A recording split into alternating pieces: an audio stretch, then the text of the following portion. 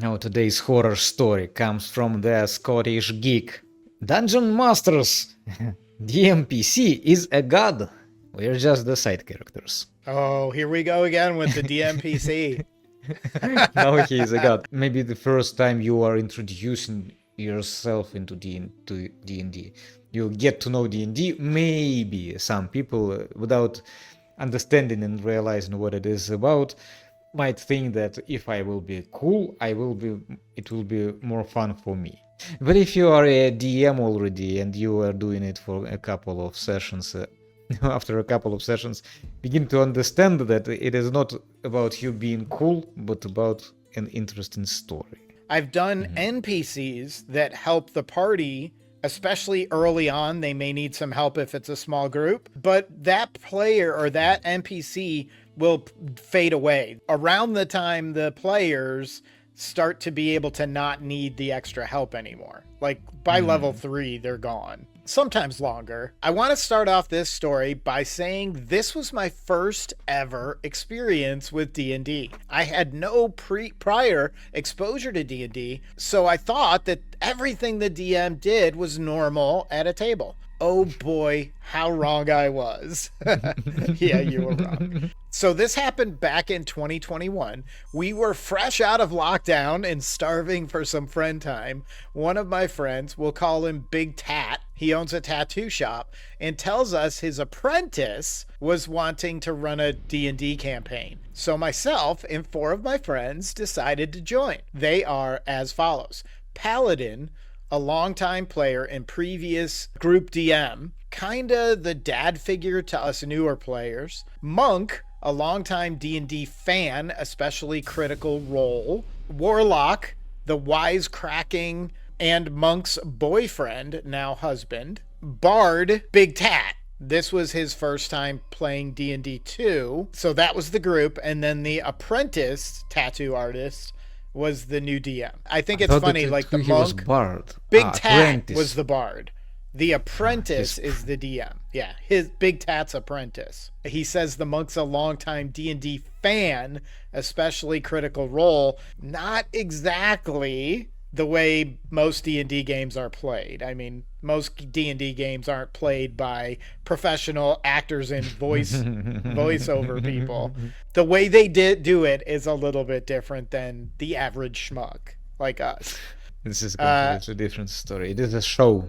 Yeah. It's a show. They role play a lot. So yeah. He is not a fan of D&D. He is a fan of Critical Role. Yeah, D&D performances and not the game itself. Maybe he hasn't played much himself. I don't know. We'll find out. And finally, me playing as a reborn sorceress who had been sacrificed to the Raven Queen, but brought back for reasons you'll find out later. I had just wrote it that she had unfinished business, but the DM had other plans. So we got together and began our story. Our DM proudly proclaimed that we would be playing through Princes of the Apocalypse, and that not to worry, as he knew the story was pretty bare bones, but he had a way to flesh it out. The way he decided to flesh it out, you might ask, was with his DMPC, Echo. Don't worry, it is going to be fine. So his DM Echo, or his DMPC Echo, and let me tell you, Echo was about to become our worst nightmare. For you see, Echo wasn't just a DMPC. He was a character our DM had been sitting on for quite some time. He was actually writing a whole book series around him, unbeknownst to us, and he would go on long tangents mid-game to tell us about all the awesome and cool things Echo could do. Holy shit. To break up the game by monologuing about your DMPC is the antithesis of everything D&D should be. Giving him all the coolest abilities you think are cool. That would be like me plucking characters out of my books and putting them in your game and having them do everything for you. But they also have to be very cool and have superpowers. Wait, are you saying my characters aren't cool enough to be in your game? they have to be much They're probably cooler. not. All right, I'll work on it. Steven Seagal way of coolness. So they shouldn't be able to kick anywhere above hip level? He doesn't kick, his enemies kick themselves. His last few movies were just like an old chubby guy running around, hitting people with pots and pans. Running around. He doesn't run, he only sits. Yeah. He only sits. He can move only from one chair to another. Yes, but this is not describing Echo. Okay, let's say that he is Steven Seagal from Steven Seagal's head, how he sees himself. How Steven Seagal sees Steven Seagal, not how we see him. I remember once just straight up asking him, so what exactly is Echo's class? And I kid you not, the DM said something to the effect of, "No, Echo doesn't have a class. He's far beyond that in terms of power." So we're not even playing D&D anymore. This is myths and legends of Echo. Yeah. Anyway, our party all meets and decides to travel together. It gets to the night and we decide to stop and make camp. We set up a watch rotation, and the first person to take watch was me, as I'm making my rounds with a mysterious, dark, hooded figure approaches from the shadows. I naturally ask them who they are and what they're doing here. The figure then lunges forward and attacks my level 1 sorcerer. The commotion wakes up the rest of the party, and we roll for initiative. Our monk rolls high and gets to go first, landing a good blow. Then our paladin steps up to the mark and strikes the enemy. Our warlock goes next, and he sends eldritch blasts toward our foe. It was then the DM's turn. With a grin, he describes how, like a shadow of death, this man slices through our monk, paladin, and warlock effortlessly, leaving them unconscious in one swoop. He then points his sword at Bard and me. It's my turn next, and I do what I think is the logical thing to do, and I put my hands up in surrender, asking him what he wants. He simply replies, "This is a test, my dear. And you have all failed." Just by showing up, they failed.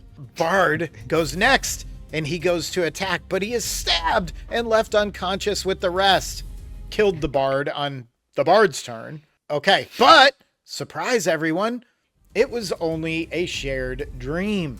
Psych! None of that happened. We all wake up the next morning to find the hooded man in camp, making us all breakfast. It's the least he could do after murdering them all. With a wide grin on his face, I could tell that Monk and Warlock in particular were unimpressed with the shenanigans that have just happened, but we proceeded anyway. The mysterious man then introduces himself as Echo, and Echo is a, hold on to your hats for this, time-traveling, multiverse-hopping, wormhole-riding, reality-bending, all-knowing, super-duper edgy and cool god. And he needs our level 1 party to help save the world or something, because he couldn't do it himself. This is way beyond anything interesting for me. Yeah, if I'm these guys, my character goes back to sleep and hopes this is part of the dream too. Yeah. Nah. See that word reality bending? Go away, to go to another universe. Or just start your own. It seems like you can do all of these things. Me being new to DM though, I thought this was cool. I immediately became infatuated with Echo and would ask him lots of questions, which the DM just absolutely lapped up. The rest of the party were less than impressed. There were concerns raised, but the DM assured us that Echo would just be a bystander and we were the real heroes. Yeah, these level 1 people are gonna outshine God. He's like Gandalf to Frodo. Maybe even much more than Gandalf. Echo is Gandalf, and the whole rest of the party is Gollum. Or spiders. And in a flash, 6 months in real life passed, and we had done 0 of the actual objectives of Princes of the Apocalypse, and had just been Echo's servants, fetching him items, finding his lost relatives, and just doing meaningless tasks. And everything we did had zero impact on anything, as it was like we were playing characters from one of the DM's books, and it was Echo's show. Eventually, the bubble burst, and it all came to a head one night during a level 20 one-shot. Wait a minute. He leveled them all the way up to 20 doing fetch quests for a DMPC. 20, it is already the end of the campaign. Combats are really complicated at that level. There are a lot of dice being thrown for each shot. It's going to take months to do a combat at that level. So we had been combat starved for weeks, so I suggest we do a level 21 shot and do a full-blown boss rush relay. I don't know what that means. Everyone was excited and on board, and it was just meant to be for us four facing off against a progressively harder and harder enemies. Oh, that's what he means by a relay. They're just going through groups of leveled fights, getting harder and harder toward the end, almost like a tournament of battles. Waves, tower defense or something like that. It was meant to be Echo free. But of course, the DM couldn't help himself, and Echo popped into the pocket dimension we had been sucked into and scolded us, saying, "You're wasting time. The real fight was happening in our world. Apparently, Don't waste your time on making the story. You are about to bring me some palm tree fans that are going to fan me." Apparently, the moment we stepped into this level 20 one-shot pocket dimension was the exact moment that the actual story of the campaign started, and the Princes of the Apocalypse were released and were wreaking havoc in our world. So they skipped all the way to the end of the campaign, and these Princes of the Apocalypse were suddenly attacking after months of fetch quests. They are at level 20 starting the campaign. Basically, the DM was trying to press fast forward on our level 21 shot so we could go back outside and play with Echo again. But we were having none of it. We told Echo to shove off. And we'd be back once we were done here. So what did the DM do in order to force us back? He power word killed our paladin, had an enemy one-shot my sorceress, and dispatched the rest of the party in various ways at level 20. What? Nice. I thought that he's a DMPC just figured it out and one shot at the BBG. You see, it's done. Let's get back. But this is way worse than even that. How do you one-shot level 20 characters, first of all? Echo then reappeared, brought us all back to life, of course, killed all the remaining enemies. You said it. Okay. You said it. All right. You nailed it. Here we go. Killed all the remaining enemies with a Thanos snap of the fingers and brought us back to our world. That was the final straw. The campaign had very unceremoniously came to an end after that, with everybody basically saying they were bored AF of the campaign and of Echo. And remember how earlier I mentioned that my character was brought back to life by the Raven Queen because she had unfinished business? Well, the DM decided that wasn't enough. Not only was I his other DMPC's love interest, but I was also Echo's long-lost great-great-great-granddaughter. And I too was a secret god. I was mortified. How would you like to find out that your character is Percy Jackson? My character is a former fisherman. Son of Neptune. No. How did they last 6 months? This is a dedication. When they tell all of those horror stories that are lasting year or 6 months, with the DMs like that, and they still come to the sessions, to their sessions, and still keep on playing. This is Karate Kid. Echo is Miyagi. The group is Danny, right? And the Princes of the Apocalypse are Cobra Kai. All right, I gotta hear what happens next. We are going to go to part 2 of our unhinged DM's foray into DMPCing a group to death. This is part 2. The worst DM is also the worst player. But the TLDR is Echo the DMPC is literally a super god, and we spent 9 in real life months. 9 we thought 6 months. 9 months 6. they spent being his lackeys and not playing the module. Okay, so after that awful campaign came to an end, we stopped playing D&D altogether for about a year. That was until my friend moved closer to us and asked if we would be interested in starting a new D&D campaign with him as the DM. We'd heard from other friends that he was a great DM. Echo, playing Sparky, a Twilight Cleric. His choice of class will become important later. Maybe because clerics are closer to gods. This might be another one of Echo's great-great-grandchildren. So we start off the adventure, and for the first few weeks everything goes well. Until it doesn't. Sparky, for some reason, despite being a good aligned character, insists on picking fights with guards when he doesn't get his way, freeing trapped angry polar bears and being surprised when they attack, and just generally being very antagonistic towards things he doesn't like. All these actions have a roll-on effect as we are a group.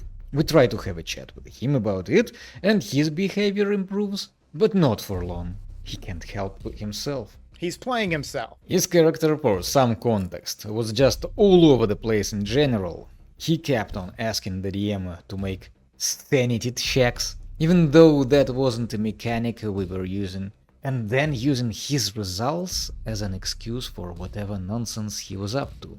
When the DM rolled insanity for his character, then he would act out. And he would justify it by saying, "You rolled it." Yeah, it's not me.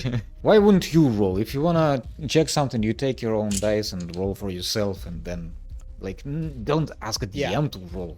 Then there was his class. Now, spoilers for Rime of the Frost Maiden here, so skip to the next part if you want to avoid any spoilers.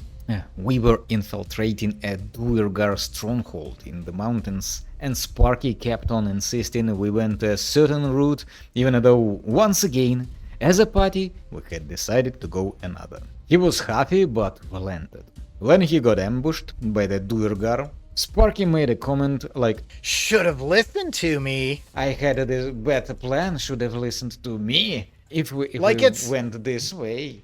It's not D&D. You're gonna find a fight whichever direction you go. We went into initiative and started fighting, but when it came to the Duergar's turn, they went invisible and got the upper hand.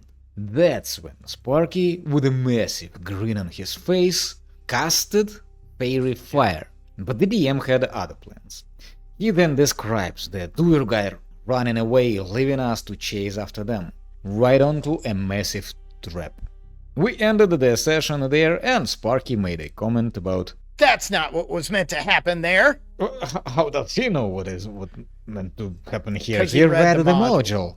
No. Yeah, and DMs are not required to follow the module. After he left me and the DM sat and discussed his behavior and why he was so tilted by some encounters we've had, it was then that the DM dropped the bombshell. Sparky had read the module and was trying to bed the game. It all suddenly made sense. His class choice directly countered a lot of the enemy types in the module, his constant forcing us in certain directions to avoid traps and ambushes, and the way he would insist on interacting with NPCs, only to be disappointed with the outcome he got. I was annoyed. I would be annoyed as well. What's the point? Reading the module in the first place just because you're doing that campaign is ridiculous. This person should be kicked out of the game. It is. It's ridiculous. He didn't have previous experience with the game. He read it specifically to cheat. I was annoyed. What's the point if you just going to cheat and try to win the game while making it miserable for the rest of us?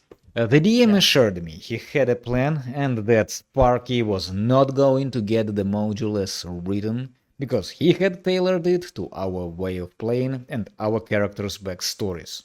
Here we go. That's a good DM. And sure enough, as the weeks went on, Sparky's frustrations became more and more apparent as things he expected to happen did not.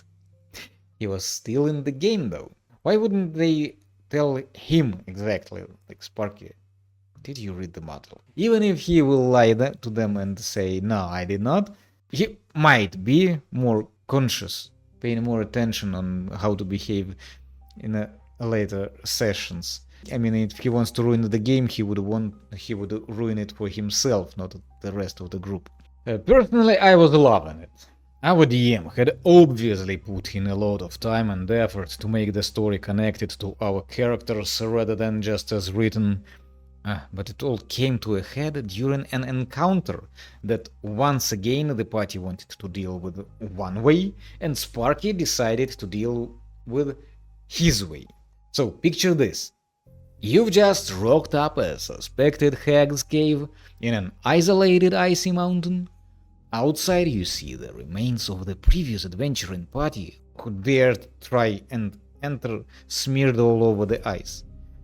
You decide to send the stealthiest character to have a snoop around before charging in, while inside you find more humanoid remains, a butcher room, and the most disturbing thing, a 30 feet undead frost giant entombed in ice. You report back to the rest of your group and decide that stealth is very much the correct decision. Now, does your cleric A. follow the plan and help your character stealth their way in? B. Ask their god for guidance before blessing your fellow party members? Or C. Shouts out Leroy Jenkins and just runs in? Ignore all the party members, run up to the entrance of the cave and shout at the top of their lungs, "Hello, you in the cave!" Basically shouting Leroy Jenkins, John. He did Leroy Jenkins in D&D. He literally did Leroy Jenkins. If I was one of the other players in this party, I'm hiding. I'm letting whatever comes out have the cleric. They are not responsible for his actions. If you guessed C, you are correct. We all asked the DM if there was any way to stop this, but unfortunately, Sparky had made it clear that he had run ahead. Out comes Sparky. the 30... I think that they are going to join the fight. They are. Giant for any reason, I don't know why. He messed with the guards. Again, you wanna spend time in prison? You do you. Yeah. I don't know this man. I see him for the first time. Maybe for the last. So, out comes the 30 feet undead frost giant and the initiative starts. I rolled super high and went first. I turn to the DM and say, I use the dash action and use my full movement to get away from Sparky because, let's be honest here, there's no way my character would put her life on the line for him after repeatedly not working with the team and putting our lives in danger. As she runs away, you hear her cursing your name, Sparky, and she gives you the finger. He was stunned. I was done. The other two players love a fight though, so we did end up fighting the UFG, and I got the killing blow from a distance using my bow. Sparky spent the whole combat unconscious. As right after I went, it was the Frost Giant's turn, and he used all 3 of his attacks to turn Sparky into Twilight Paste. Twilight Paste. After the session, we all had a chat with Sparky, telling him it's maybe best he retired the character, as clearly he wasn't working. But in the case with the most of these D&D horror stories, the trash took itself out. He permanently stepped away from the group.